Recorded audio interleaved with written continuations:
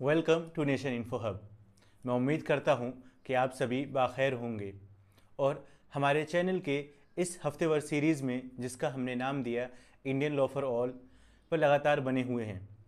जैसा कि आप सभी को पता है कि हमने इंडियन लॉ फॉर ऑल में सबसे पहले जो समझने की कोशिश किया वो है इंडियन कॉन्स्टिट्यूशन। भारतीय संविधान जो है वो अपने आप में बहुत ज़्यादा अहमियत रखता है।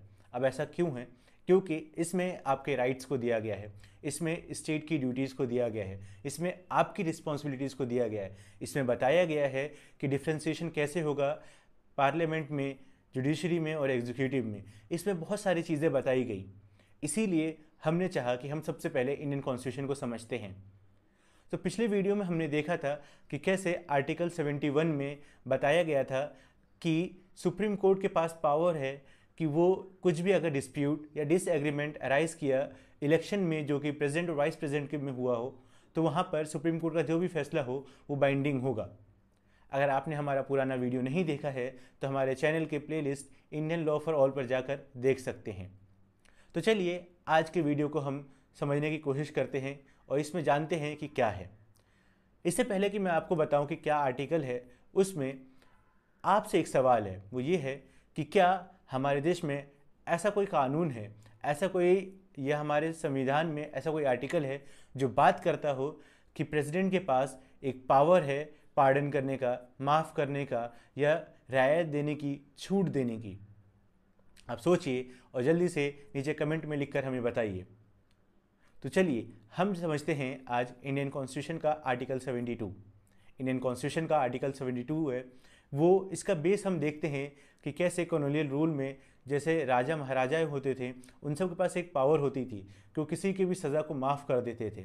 तो उसी चीज़ को आगे लेके आया गया और बढ़ाया गया। वो इसमें दिया गया कि आर्टिकल 72 ऑफ इंडियन कॉन्स्टिट्यूशन जो है भारतीय संविधान का अनुच्छेद 72 जो है वो साफ साफ कहता है कि प्रेसिडेंट के पास एक पावर है कि वो किसी के भी सज़ा को माफ़ कर सकते हैं, कम कर सकते हैं, उसके ड्यूरेशन को कम कर सकते हैं या उसको छूट दे सकते हैं किसी तरीके की। ये क्यों है और क्यों दिया गया ये हम समझेंगे इसी आर्टिकल में।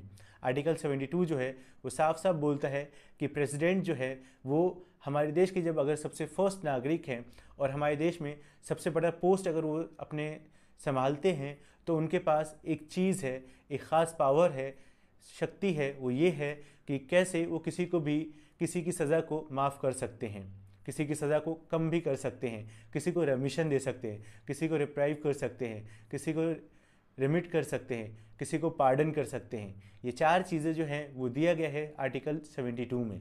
तो लॉ में दो टर्म है, justice hurried is justice buried and justice delayed is justice denied.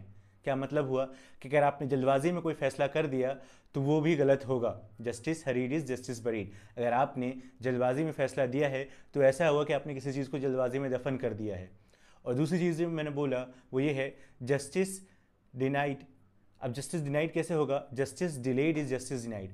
अगर आपको इंसाफ चाहिए और आपको सालों साल लग जा रहा है तो इसका मतलब ये है कि आपको इंसाफ नहीं मिल रहा है, आपको इंसाफ को छोड़ दे दिया गया है। अब क्या होता है कि कई बार ऐसा होता है कि कोर्ट्स जो है, सुप्रीम कोर्ट हो या हाई कोर्ट हो या कोई भी हो, वो कुछ ऐसे जजमेंट पास कर देती है जो कि अपने आप में रॉन्ग हो, जो कि गलत हो। अब आप मान लीजिए कि आपने कोई गुनाह नहीं किया है लेकिन आपके अगेंस्ट अलग अलग तरीके के सबूत लाया गया, एविडेंसेस लाया गया और ये बात प्रूव कर दिया गया कि आप गुनहगार हैं। और उसकी बेसिस पे, एविडेंस के बेसिस पे, क्योंकि कोर्ट्स जो है वो एविडेंस के बेसिस पे चलती है, सबूत के ज़रिए से, उन सबूतों के ज़रिए से अब आपको सज़ा दी गई है कि आपको उम्र कैद की सज़ा दी गई है। अब आपको पता है और बहुत सारे लोगों को पता है कि आपके लिए ये जो है, ये जो फैसला दिया गया है ये नाइंसाफ़ी है। तो अब आप क्या कर सकते हैं? इस जगह पर आप ये कर सकते हैं कि आप प्रेसिडेंट को एक चिट्ठी लिख सकते हैं, एक लेटर लिख सकते हैं जिसमें आप अपनी हालात के बारे में बता सकते हैं और फिर वहाँ पर आप मांग कर सकते हैं, विनती कर सकते हैं प्रेसिडेंट से कि आपकी सज़ा जो है वो कम कर दी जाए या बिल्कुल ही माफ़ कर दी जाए। प्रेसिडेंट के पास पावर है कि वो आपके सज़ा जो है उसको कम भी कर सकते हैं, उसको ना के बराबर भी कर सकते हैं या फिर ख़त्म भी कर सकते हैं। अब ये पार्डनिंग पावर जो है आर्टिकल 72 के तहत क्यों दिया गया? तो इसमें ख़ास बात ये है कि इससे ये होता है कि जो भी मुजरिम लोग हैं, जो भी जेल में हैं, उनके अंदर एक डिसिप्लिन आता है। वो चाहते हैं कि उन डिसिप्लिन के ज़रिए से, उस तरीके से ज़िंदगी गुजारने के ज़रिए से कि अच्छी तरीके से हम जल्दी से जल्दी ज़िंदगी गुजारें, और जो भी लॉज हैं उसके कारखाने के, उसको हम फॉलो करें, ताकि हम एक चिट्ठी लिख सकें, हम एक लेटर लिख सकें प्रेसिडेंट को, जिसमें हम अपने माफ़ी के बारे में मांग करें। अब ये भी है कि जब प्रेसिडेंट के पास ये पावर है तो क्या वो सब किसी की माफ़ कर सकते हैं? वो किसी को भी माफ़ कर सकते हैं। हाँ जी हाँ, वो माफ़ तो किसी को भी कर सकते हैं, लेकिन प्रेसिडेंट के ऊपर भी एक बहुत बड़ी जिम्मेदारी आ जाती है। वो ये है कि वो किसी ऐसे इंसान को ना माफ़ कर दें जिसने गुनाह किया है बहुत बड़ा, लेकिन वो माफ़ी मांग रहा है तो माफ़ कर दें। नहीं, ऐसा नहीं है, क्योंकि यहाँ पे जो नेचुरल जस्टिस का जो कंसेप्ट है उसके अगेंस्ट हो जाएगा। प्रेसिडेंट के पास पावर है कि वो माफ़ कर सकते हैं, वो कम कर सकते हैं, छुटकारा भी दे सकते हैं, लेकिन वो एक्सट्रीम केसेस में नहीं जा सकते हैं। अब एक्सट्रीम केसेस से आपको याद दिला दें कि कैसे 26/11 हुआ था हमारे मुल्क में, जब बॉम्बे में हमला हुआ था, और उसका जो मेन आरोपी था वो आमिर अजमल कसाब, उसने कई बार प्रेसिडेंट को अपने चिट्ठी लिखा कि इसमें मैं नहीं था, मुझे फंसाया गया है और मुझे यहाँ पे छुटकारा दिया जाए, मुझे यहाँ पे माफ़ किया जाए, मेरी सज़ा को कम किया जाए। लेकिन प्रेसिडेंट ने वहाँ पर बिल्कुल नहीं किया। उन्होंने उस चीज़ को दरकिनार कर दिया, उन्होंने उनकी चिट्ठियों को बिल्कुल साइडलाइन कर दिया, कुछ ध्यान नहीं दिया गया। लेकिन ऐसे भी कई सारे केसेस हुए हैं जहाँ पर प्रेसिडेंट ने अपनी पावर का आर्टिकल 72 के तहत यूज़ करते हुए कई सारे लोगों को माफ़ किया है, कई सारे लोगों की सज़ा को कम किया है। तो जैसा कि आपको पता है कि इंडियन कॉन्स्टिट्यूशन का पार्ट 5 जो है वो बात करता है यूनियन एग्जीक्यूटिव को लेकर, और उसी के तहत ये जो हम पार्डनिंग पावर की बात कर रहे हैं, माफ़ी देने की पावर जो है, शक्ति जो है, आर्टिकल 72 के तहत उसमें प्रेसिडेंट के पास दिया गया है। लेकिन यहाँ पर जो भी रिकमेंडेशन है, जो भी सजेशन है, वो कौन देता है? तो वो देता है councils of ministers. Councils of minister के पास लेटर्स आते हैं, उन सबको पढ़ते हैं, उनको रिव्यू करते हैं, फिर उसका सजेशन होता है और फिर वो भेजते हैं प्रेसिडेंट को।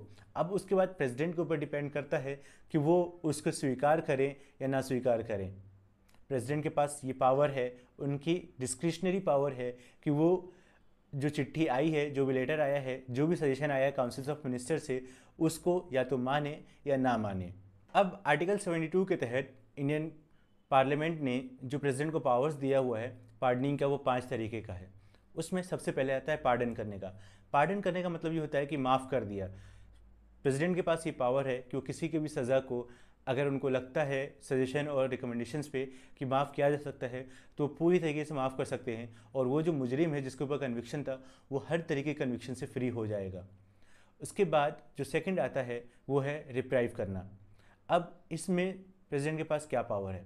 तो प्रेसिडेंट ये कर सकते हैं रिप्राइव करके कि किसी को भी कोई सज़ा दी गई है, जैसे कि मान लीजिए डेथ पेनल्टी दी गई है, तो उसको कुछ टाइम के लिए होल्ड कर सकते हैं, कुछ टाइम के लिए रोक सकते हैं। और वो कुछ टाइम के लिए रुकने का मतलब ये है कि दोबारा प्रेसिडेंट के पास वो एप्लीकेशन दे दे या लेटर भेज दे जिसमें पार्डन की ख्वाहिश रखे कि उसको माफ़ी चाहिए। उसके बाद तीसरा जो है वो आता है कम्यूट। कम्यूट का मतलब ये होता है कि प्रेसिडेंट के पास ये पावर है आर्टिकल 72 के तहत कि वहाँ पर जो सज़ा दी गई है वो उसको किसी कम सज़ा से कर सकते हैं। जैसे कि किसी को सज़ाए मौत दी गई है, ठीक है, डेथ की सज़ा दी गई है, तो वो कम करके उसको उम्र कैद की सज़ा कर सकते हैं। या किसी को उम्र कैद की सज़ा दी गई है तो उसको 14 साल, 10 साल, 20 साल वो कर सकते हैं। तो ये हो गया कम्यूट।